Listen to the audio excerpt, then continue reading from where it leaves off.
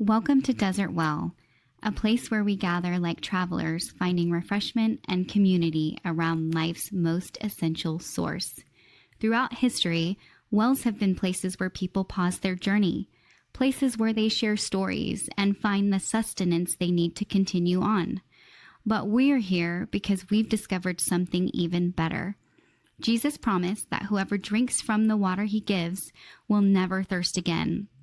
That living water doesn't just satisfy, it becomes a spring welling up to eternal life. So whether you're navigating the challenges of family life, wrestling with questions of faith, or simply trying to live faithfully in a complicated world, we invite you to pull up a chair around this well. Here, we'll explore how God's unchanging word speaks into our everyday experiences, offering wisdom, hope, and the kind of refreshment that truly lasts. This is Desert Well, where life's conversations meet living water. Welcome back to the Desert Well. Again, we're glad that you have joined us, whether it's today, Friday for you, or Saturday, Sunday, all those sort of things. We are just glad that you are here and glad that you are joining us around the well that is Jesus, both to drink deeply from him, but also to be a part of our conversation. Today, we're excited, as we are every week, to have our conversation with each other, with you two, and we're going to try and unpack a little bit of what happened last week. And I don't know about you, Derek, but it's now 5 days or 6 days after we recorded said thing, and I am still trying to digest, still trying to process all the things that Barry said and just what that means for me. And it was absolutely wild. Yeah. So if you have not gone through and listened to the previous episode, please stop here, go listen to that first so that you know what we're talking about today, at least a little bit, because I was talking with Becca about it, and I just said, I don't know that I've been left speechless that many times and like trying to wrap my mind around things. What he had to say was very profound, very impactful, and hopefully we can kind of dive into some of that today and talk maybe a little bit more about what he meant by the 4 Ds that he talked about, how we can move through those to have a closer relationship with God. Yeah, so that's where we're going to go, but I think maybe we should stop and just do hey, what was most valuable to you? What did you find most meaningful? And then we can go further down. So what was the most like stuck with you, or the most, hey, I'm walking away from this change for this reason? Yeah, so the focus was about prayer, right? And how we are supposed to pray. So I think the biggest thing that I took away from it was, right, it doesn't matter what your prayer is, right? God, the Father, looks at us just that way, that we're his children. And just as we as fathers, we as parents would not turn away our children when they come to us for any reason, right? That we're going to listen to them. That kind of changed my perspective on it too. All right. My prayer doesn't have to be perfect. God can see what is in my heart and what I'm longing to ask for, longing to have conversation with him, but also just prayer can be meditating, right? And just spending time with the Father. And I thought that was very, very profound also. I don't know about you, but it was mildly convicting as well, because when he said, hey, we would never turn away our kids as long as they're coming to us. And I'm like, I don't know. There are times when I'm like, no, stop. Like, just no. And so even like, I think that's helpful though, because like there's a powerful, I am a sinful earthly father. I do my best, but I'm absolutely not perfect. And so it's the Jesus line, right? If you who are evil know how to give good gifts to your children, how much more does your Father in heaven, who is perfect, give good gifts to those who love him? And it was just like a softening of my heart almost a little bit, not in the sense of only to the Father, but in the sense of to my children, that yes, it's very easy to be frustrated when they're demanding and they're ceaselessly asking for one thing and then change their mind immediately afterwards. But isn't it great that they know they can come to me and at least ask those sort of things? So it was a very much like a double-edged sword. What a great thing. Yeah, And absolutely. great reminder. I stink sometimes as a dad. Well, and I was trying to think of times, of course, like Malachi can't do this yet, so I know it's just coming. So I'm just foreshadowing of what you know of what our life will be like. But I was trying to think of, would there be times where I would say, no, go away, or I don't want to hear it right now. Right? But the only things that I can think of at this point, and not being in it yet, is if I had already told him to do something, or if I had already given him the keys to what he needed to do. I was like, well, is that the same for God then too? Like, are there times where his answers to our prayers are, no, you need to not do that right now. You need to go back and try again because I've already told you what you should do. And I think that's true too. So I again, coming back to it, is I think it was a beautiful picture of, we can go to God the Father as a child of God because he is our Father and he loves us, and it doesn't matter what we come to him with. So yeah. And even the idea of like waiting too. So, our kids love to talk to us and ask us for things. And so we try and get them to like put their hand on our arm. If Emily and I sometimes actually need to have a conversation, not often, but there are times when like we actually need to talk while the kids are awake, present in our midst, and not be interrupted. And so we'll have them like come and hold our arm and sit there and wait. But it's an acknowledgement that we see you and you're there. We know that, and we're going to listen, but just give us a second to finish what we're doing. And there's again something beautiful in the fact that, hey, we don't need to wait, right? God is always there. He's not busy listening to somebody else. He's available to us all the time in a never ending, never stopping sort of way, which again just is such a wow, such a, what did I do to deserve this posture? Like it just really changes your heart, I think, towards what prayer is. Yeah, I would agree. Yeah. And do you want to go into any of the other stuff that he said yet, or? Sure. Well, look, can I say what I found most helpful? Oh yeah, So absolutely. Sorry, I should have asked you, but yes, go yeah, ahead. it's all good. It's all good. So the thing that's really stuck with me, and I'm curious, I might go back and like listen to it and watch it. But there was a time when I was like getting somewhat teary eyed, and I don't know if you noticed that or not, but the image of Jesus sitting with me and praying the Psalms alongside of me still is just such a moving thing to me to think about, that's what happens in prayer, that's a way to envision your prayer life.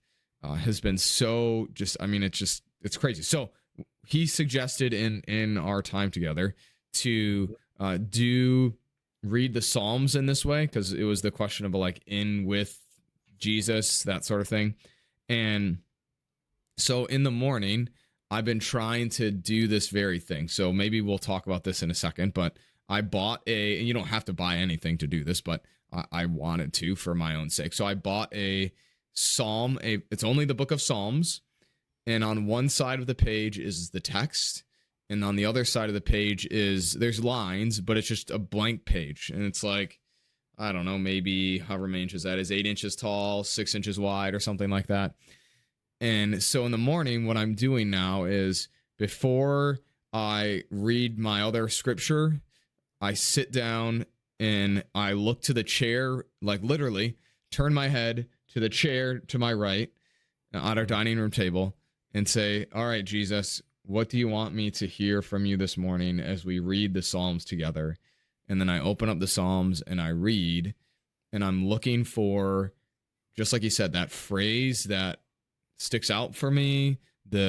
Or today was, I read Psalm 6 and it just didn't really apply to me, but there's someone in my life that it very much spoke to, and I knew immediately who that person was. And I said, okay, I'm going to pray this prayer on behalf of that person today. And then I sent him a text afterwards. Hey, I read this Psalm and prayed this Psalm for you. I pray that it might be true for you as you go through this sort of thing. And what I'm doing in my Bible, or I guess you could call it my Psalm book, which is a fun phrase. my psalm book, I'm writing on the page the date and then just a few words about the phrase or what about it stuck out to me, with the hope long term that this becomes such a part of my rhythm every day that I'll be able to have this book for years and then be able to go through and see, hey, 9/30/25, I read this and said, oh, the Lord shelter me. And I really wanted Jesus to shelter me that day and sort of take care of me in that way. And it's not just like a catalog, but it becomes a prayer journal in a way that, again, I don't think we usually think about prayer. People think about prayer journal maybe in the sense of, hey, here's this person, situation, what did God do? Sort of the three-step thing.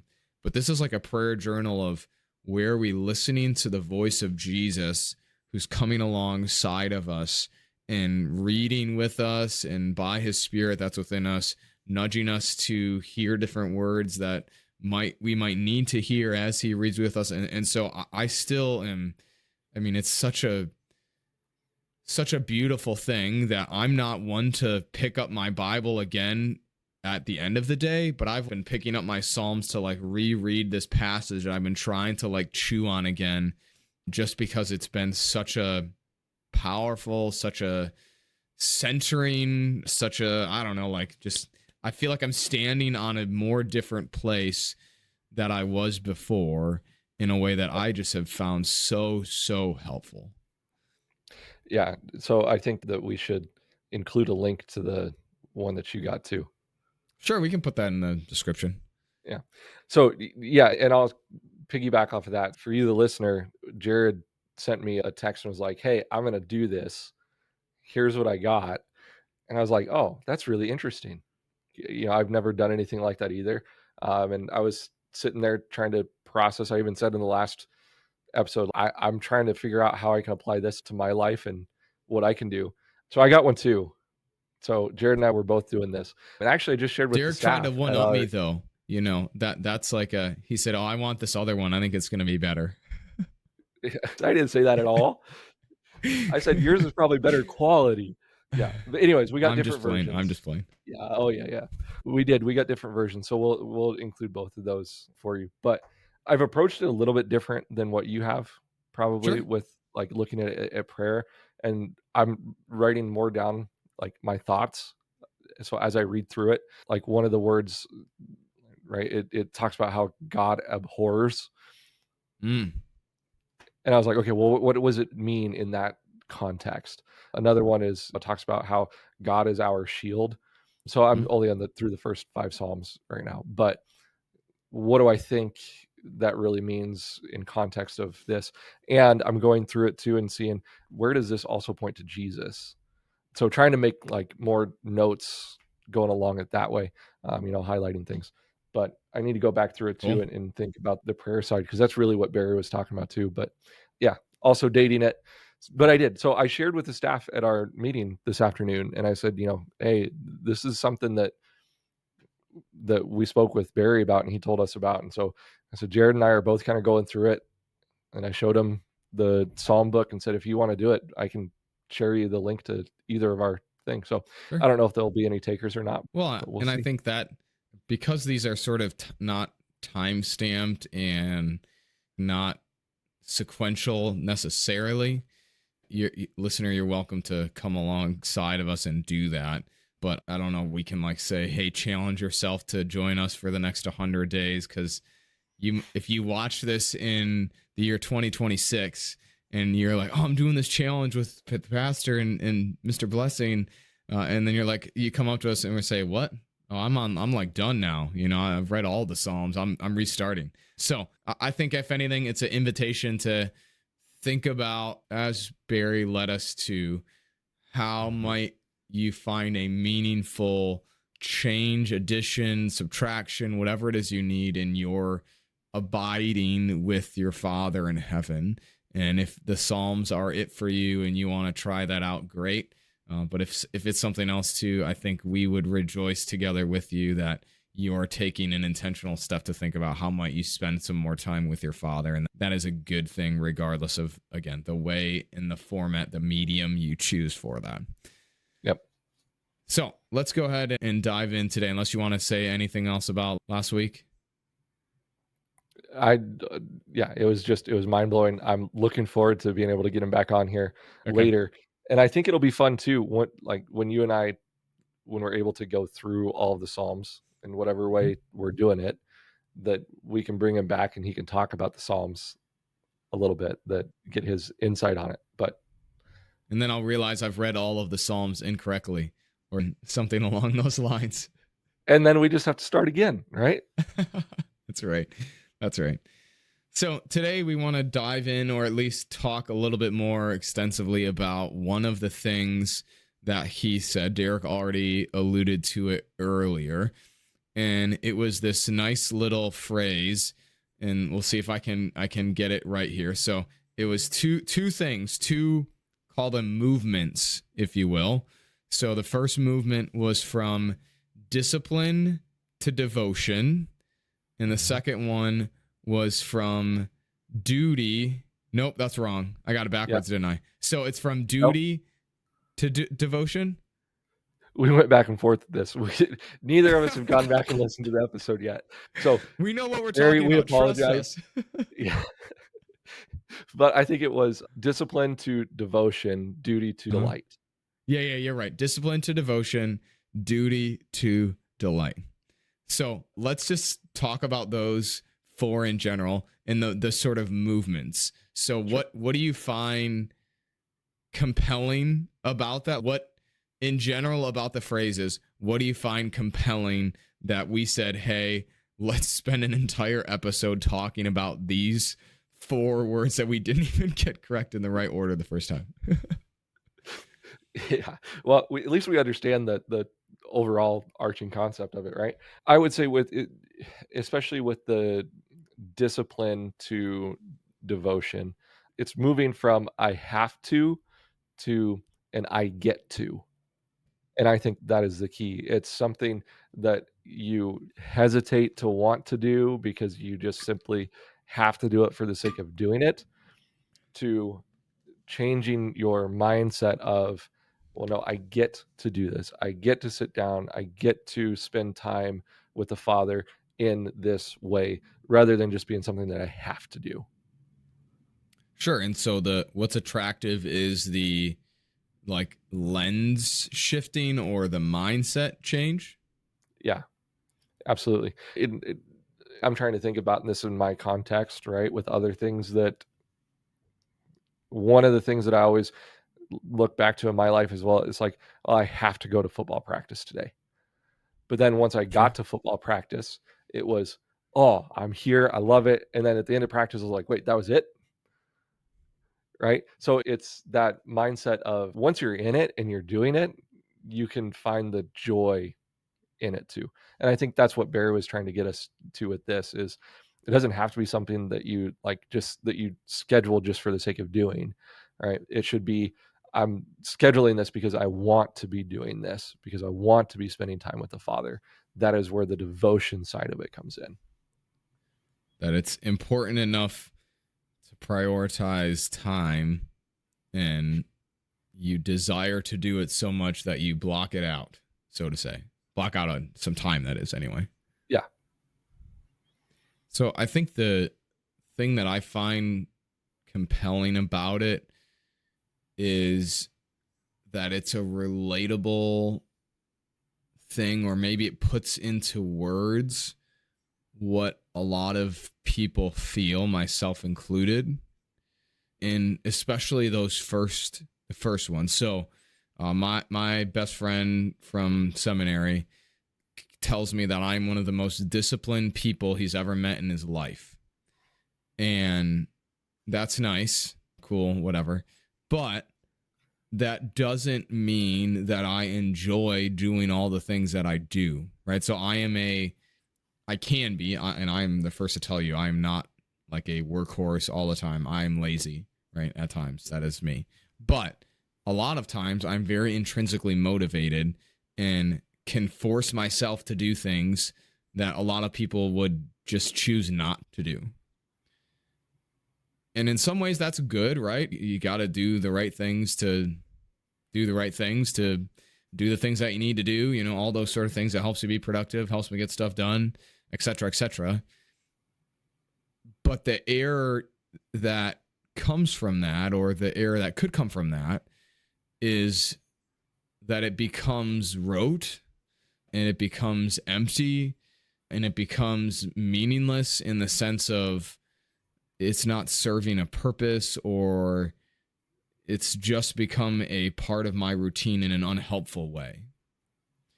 And so for me especially, the idea of moving from discipline to devotion in some ways is but it's also like one of those where I don't really know what it means to be devoted, because basically I'm just like so disciplined. As a disciplined person, I say, isn't that what devotion is? Just to be disciplined is to You be are devoted, devoted people. to the discipline.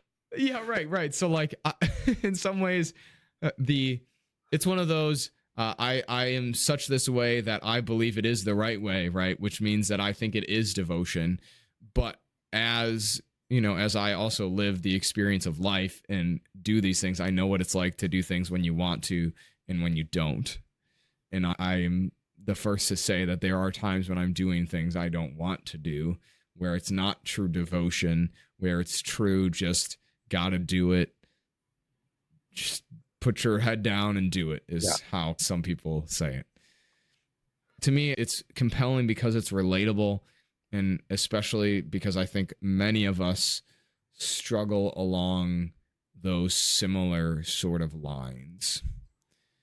So I'm curious, let's talk about this. What do you think is the difference between devotion and discipline? We just joked about it, but let's define terms. What do you think that even means? Yeah, when you put it in your framework, right, where your discipline is your devotion. One of us. Yeah, I think it just goes back to, like you mentioned it, it's the difference between having to do something and wanting to do it. But it can be both too. So I would say that, yeah, well, you are somebody who's very disciplined.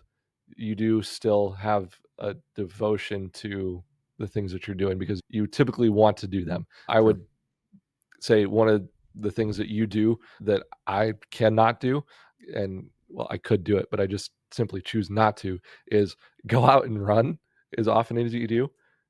That takes discipline and devotion, because you can wake up and you can go running every single day, but you have to enjoy doing it too. Because if you're not going to enjoy doing it, then the discipline side of it, I think, is easier to fall away with. I don't know, Does that man. make sense? Sometimes because sometimes I'm running because I need to.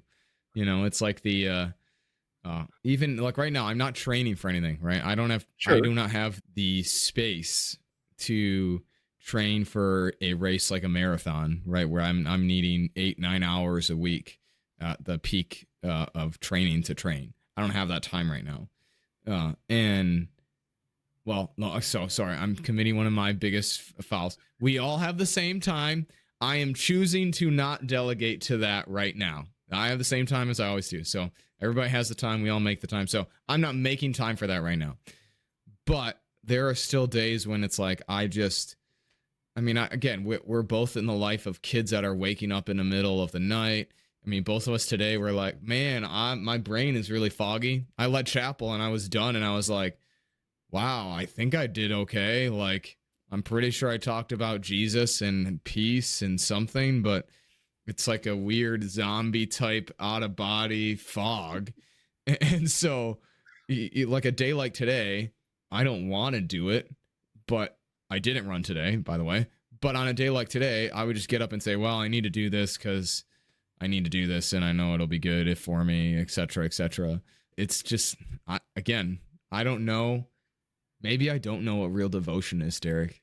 Maybe I truly don't know. And just my life is so disciplined that I am a robot and I don't understand what devotion even means. But see, I would say getting up and doing it, even though you don't want to do it in that way, though, is a devotion to the aspect of being healthy and running and whatnot, right? It can be a devotion to a greater goal. You don't have to necessarily be working towards something. But didn't you just say though that devotion is doing something for the sake of enjoying it, right? Look That's how at I feel how like we just muddy the water here. right. I mean, that's what I mean. Like we all, I think, usually categorize devotion as like a task that might not be fun, but we enjoy doing because of whatever it is it gives us, brings us, or something like that. And so that's why it's hard. Like what is devotion? I mean, you think of other things that you're devoted to. You know, I'm devoted to my wife, I think. I hope she thinks that. I mean, I know I am. I should say it more confidently, lest she watches this. And I'm devoted to learning. I love to learn, right? There are things and people that we seem to be devoted to. And in some ways, I'm processing out loud here, so who knows if this fits or not. Well, but in some ways, it's like we're to be devoted to something means to give it your time, attention, energy, and focus.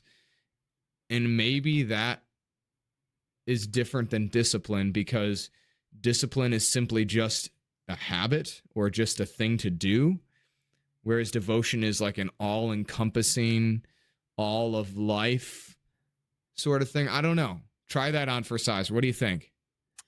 Yeah, I think you're onto something there. That's because you can be disciplined. You can just get up and do something for the sake of doing it. But is it going to be in the way? I don't know. You can make arguments both ways here, but is it going to be in? Is it going to be in the best that you can do? Are you going to give it your all for the glory of God, or is it just going to be something that you have to do? And so I think that is a little bit of a distinction there between discipline and devotion. Yeah, I had another thought, and then you started talking about this, and I was like, oh yeah, that's really good. The devotion side of it, though, is I still go back to I get to do this. It becomes fun. It becomes something that I enjoy doing. And I think that when we're talking about spending time with God, especially, that we should be like devoted to spending time with God. Yes, I said that for a reason, right? We should be wanting to spend time with the Father in that way, rather than just being like, oh, I got to go hang out with Jesus for a bit, right? No, I get to go hang out with Jesus because he wants me to. And maybe just how ironic is it though that then we like use the word, we get to do devotions, like that almost is like oxymoronic in the sense of you don't do devotions, you either are devoted or you're not. Like it's not a activity or a verb to do, like it's a state of being in the sense of what and how you function. Yeah, I don't know. I think we should either move on or just give up completely. That's what I've come to. I don't, because again, I just don't, to be devoted to something in a non-spiritual sense is to give, to be focused solely on, to be totally about, to be intimately acquainted with. All of those sort of things fit, right? And I guess maybe the problem that for me is that I believe, because Luther talks about it all the time. So I'm writing the new member class that you're going to be at with Becca this coming weekend. So the weekend after this airs, or before the one that this airs, we're talking about baptism. You're welcome. I'll send you a text later too. This weekend, we're talking about baptism as how does God interact with me, answering that question. And he talks about it in a very, let me see, I'm pull up the quote. So usually we would talk about it in the sense of, hey, I do it because I want my kid to believe in Jesus. But he says in the Large Catechism this, thus we, here we go. Thus we do infant baptism. We bring the child in the conviction and hope that it believes, and we pray that God may grant it faith, but we do not baptize it upon that, but solely upon the command of God. Why so? Because we know that God does not lie. And again, this is like I don't think we think like that. Like I'm going to do this because I want the stuff for my kids, which is good. and right, but there is a sense in which I still believe my bias fully on display here, people. I still believe it is an okay thing to say that Jesus tells me to do something, and so I am going to do it whether I want to or not. Like that, to me, that's what discipline is. But maybe you could say that's what real devotion is, doing something when you don't want to, because you love that person, because you love that thing so much that you're willing to do this thing regardless of whatever the cost it is, or regardless of whatever the reason is.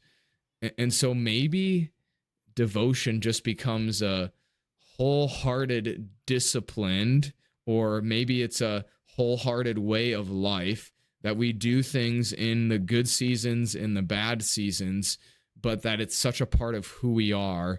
It's not just a task on a list. Or, well, I guess I want to stay away from the language of I get to. So I guess I'm disagreeing with you, Derek, because That's fine. If it's only that, then I am such a horribly devoted person. I'm not devoted to like anything, man. I mean, there are so many times I don't want to do things, but I do them. And whether I'm trying to trick myself or fool myself, I think that I'm being devoted when I do those things. Whether that's true or not, I guess the heart, Jesus knows my heart, and I will entrust my failures into his hands. Well, and maybe what we should do here too is with the duty to delight part. Yeah, I think that's where we need to go. Maybe that's where more what I'm saying though applies. Right. Where I think you did kind of hit it there when you were talking about like, I love Jesus so much that I'm going to do this because he tells me to. Right. Like that is true devotion to Jesus. And it's, yeah, and because of your devotion and duty. love for him, it's very tricky. But because you love and you are devoted to him, the discipline aspects or the actions that come from that love and devotion, right, could fall under the discipline side of things. But yeah, I would say the duty to delight part, that might be more where I was talking about with the I get to do this. Yeah, right. But I think maybe we need to have Barry back on and be like, hey, Barry, all right, talk to us here. And I'm sure he would ask us, well, what do you think? And then we could say, just go listen to, we did a whole entire episode where we sounded like babbling, whatever, trying to, yeah. So let's try and bring some sense to the second one too, duty to delight. So I think this one is a little bit easier because in the sense of what he talked about it as, it wasn't as much like, it was more about the end result and what we wanted from the experience, I think, necessarily than the motivation. So what I mean by that is we talked about duty and delight versus I'm doing this because it's the duty and checking it off the list versus I'm trying to find some delight, or we talked about creating the space for delight to happen. And so it's not so much motivation as much as it is a result or causation of said experience that I think is very, again, very helpful. That one feels more helpful. That for me, why I'm in my devotion and disciplines, what I'm doing is not just simply trying to do my duty. Although again, I think there's some. But no. Let's speak clearly. I think we can say it's not just a duty thing.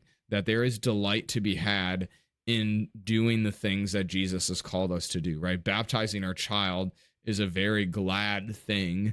That I'm not doing it just to check it off the list. I'm doing it for the delight of doing what Jesus has said for us. Even to say I'm doing it because Jesus says is a delight thing. I'm delighted to do what Jesus tells me to do.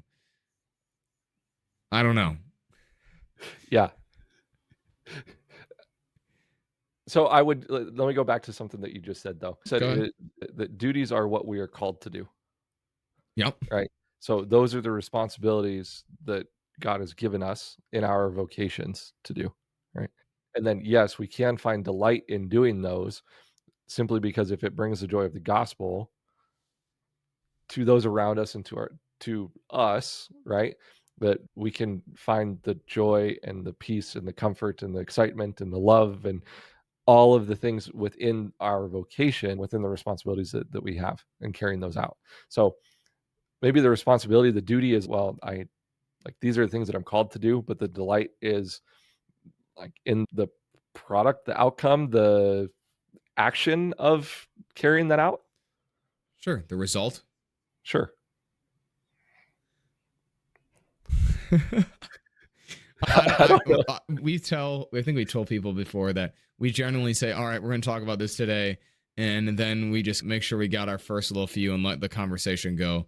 And boy, I feel so lost right now that this is I thought it was so easy. Oh, I did yeah. too. Discipline to devotion, duty to delight. Like, how hard could it be? Just feel better about what you're doing, like it more, and that's it. So maybe is this a case of the analogy breaks down, right? Are we pushing a phrase beyond what it is meant to be used? Or is this helpful Very in well the could be. sense of we're diving deeper into the heart of things too? Because like at the same time, we talked about how prayer, your Father in heaven is just happy to have you, happy to be in relationship with you. And so on one hand, he doesn't care if it's duty or discipline. He's just happy you're there. So maybe it's a better life, right? So Jesus says he's come to give us abundant life today, not just in the future. So maybe it's God has and is just happy. The Father is just happy when we're with him, but it's that he offers to us more, and that what he offers to us is not just simply doing, but is a delightful of relationship that is devoted and full of delight in the sense of the things that you carry out and what they produce in your heart and your soul, etc. Yeah, and I would say that I think both of them are probably both and situations. No, Right? black and white only black and white. Come on. Hey, come I with the live in the statement though, gray. like It's my life. I live in the from gray. from one to another implies you leave the camp of one to go to another. But by and large, you know that I'm a gray person and I will always push people into the gray. That's what I feel like a pastor's job is to do sometimes. Yep. But again, it's the simple phrase that feels like we should do both. But I think you're right. So I interrupted you. Both and. Why do you think it's both and? Because I think it can be both discipline and devotion, especially after we talked through. See, this is why we talk through things, right? And so that we can unpack it as much as we can and make a mess along the way. That visualizing like all the bubble wrap, everything coming out of the box, and all of a sudden you have this package in the middle that, okay, maybe we did unpack something good here. But it can be both discipline and devotion with what you're doing. So it can be a routine thing, but it can be that you are truly enjoying it and wanting to do it for the sake of loving that thing. And in this case, loving Jesus, right? I think it can be both duty and delight that we are called to do it, but we are delighted to do it. So that's why I would say it's a both and situation. And maybe most of us start at discipline. Sure. And I think maybe that's what Barry was really trying to get us to, is that most people start at discipline and start simply saying like, okay, at this time I'm going to open up my Bible and read this passage. Why? Because Sure. I need to get in God's word more. And now it becomes part of who you are and part of your spending time with God. And so it if you don't do it that day, you feel it. Mm-hmm. Right? And that can be with the duty and the delight part too, is, well, this is my duty as a believer, is that I need to spend time in God's word. And now it's so ingrained in us that spending that time with God, when we don't, that we feel the absence of him in that way. And he's not absent from us. But what do you think about that? Well, I think it's helpful. I think you're right, first and foremost, right? That it's a progressive perhaps thing. but I can also see in my head people on the other side. So maybe this would have been helpful to have a woman alongside of us in a very stereotypical feeling, thinking distinction, right? So it's not just women though, but I know people who, say things like, I've got to find the next thing. I've got to get on the next mountaintop. I feel my cup is empty. I need to be recharged. And it's not that every person is this way. And I'm not saying everyone who says that is this, but there is a sense in which some of that is sort of a pursuit of delight without discipline. That there's almost an opposite arrow, if you will. Like, I'm so devoted to Jesus. I am fully in love with him. Why do I need to read my Bible? I love him. Why do I need to go to church? Because I love Jesus. I'm so delighted with him. Like, why do I need to actually know what he says? Like, what? I feel all of these great things. So, like, why does any of that matter? Again, my bias is on full display here, right? I'm a disciplined person. And so maybe it comes back to that law gospel thing we talked about way at the start of our life together, that it's not a one thing to another. It's not a bad to a good, but it's a continuum that everyone is on. And what we need to do is check ourselves where we are, right? That if it's we're basically boiling this down to a feeling versus a action thing. And so if I'm all feeling and I'm not, in the word, I'm not in worship, receiving the forgiveness of my sins, hearing the word of God proclaimed, and feasting on Jesus' body and blood, I mean, I would question to you, how do you even have delight? But nevertheless, like that if you have that and you don't have this, we say, hey, we got to move a little bit closer down this way. But if you're over here and you're like me and you're just Mr. Roboto, Domo, Regato all day long, and there's no delight, then maybe you need to say, hey, let's stop and think about why not? And what's missing to create that delight? Are you just too disciplined and too duty focused? Do you need to realize Jesus doesn't expect you to be a robot and wants to actually have a relationship that involves feelings and things like that? So maybe it's less of from one thing and where are you? Are you feeling discipline today or devotion? And where are you? Are you feeling more duty today or more delight? And how might you grow in that? How might you be challenged in that? And in that sense, that seems more clear, more easily actionable. I feel like I can know how to respond to that. Whereas you just tell me this to that, I'm like, man, I don't even know what that is. Like, how do I know what to do? I don't even understand what the difference is between the two. But when you say it this way, it feels better. So how does that sound? We're like playing a idea of passing the basketball here back and forth. So here, I'll throw it back in your court. Would you like a bounce pass or a overhead pass? I was just kind of a wing it guy, so just throw it my way and I'll go get it. We'll try that.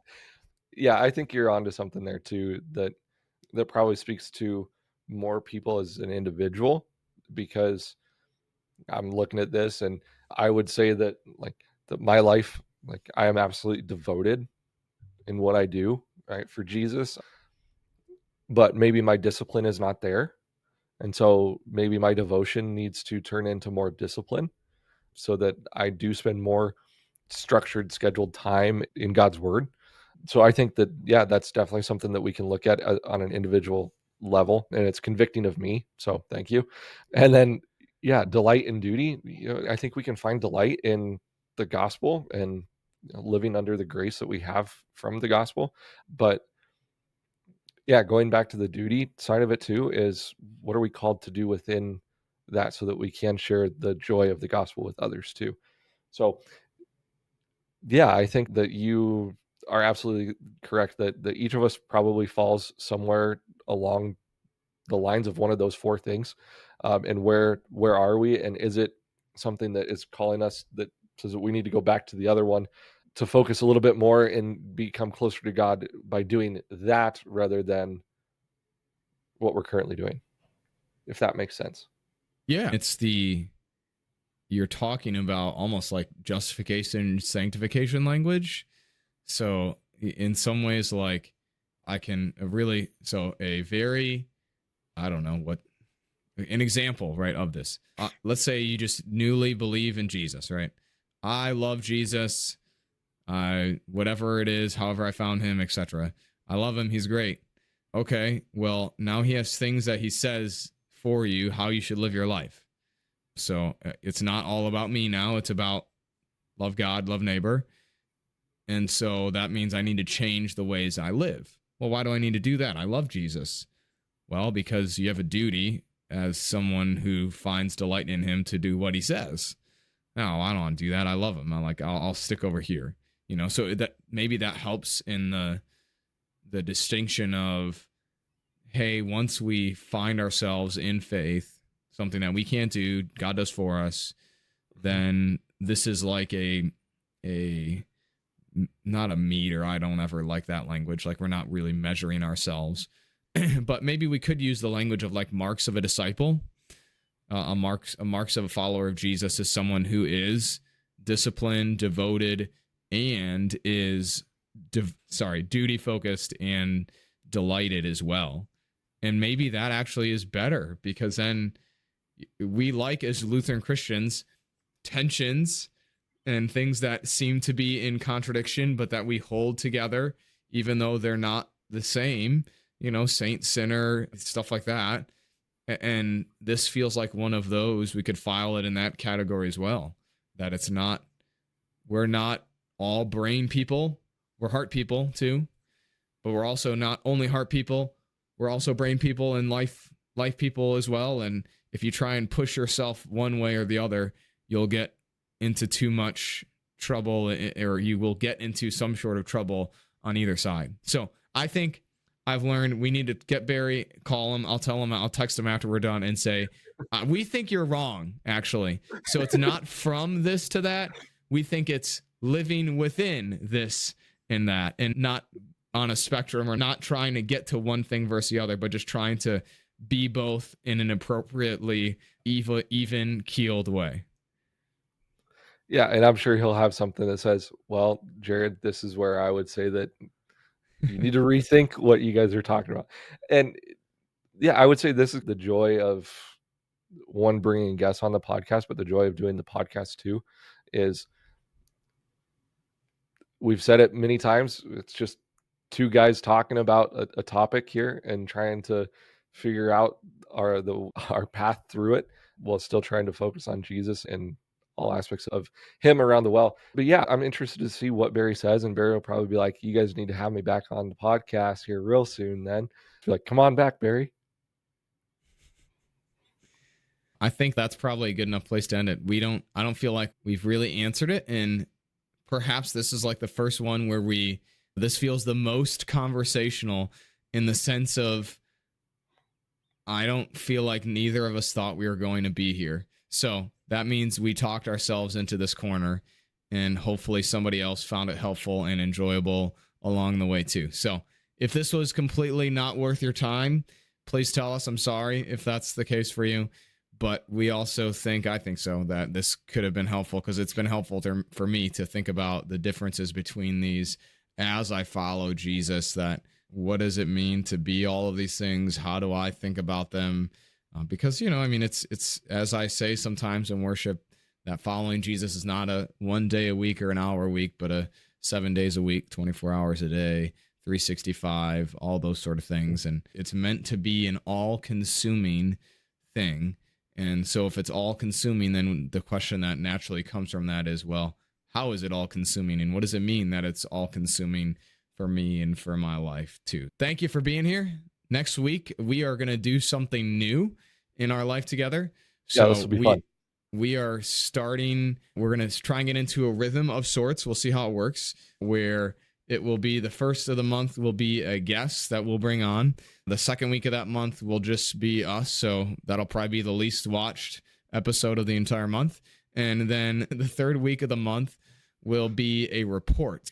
And when I say report, maybe loosely a document or a something that we've read and we want to talk to you about, or that we found helpful for whatever reason. And so we'll bring that and we'll sort of run our way through it and talk about what we read and what we maybe agreed with, disagreed with, what they were trying to push people to see. It's sort of a bring in more outside stuff without actually bringing in another person. And then we'll give you the links for those things so you can look at them and read them yourself. And then we'll do another just us, and then that will bring us back, except on those weeks where there's 5 weeks, back to an interview. So you'll sort of get interview, us, report or book, article, something, us, guest. So that's sort of our rotation. We're excited to see how that works for the foreseeable future.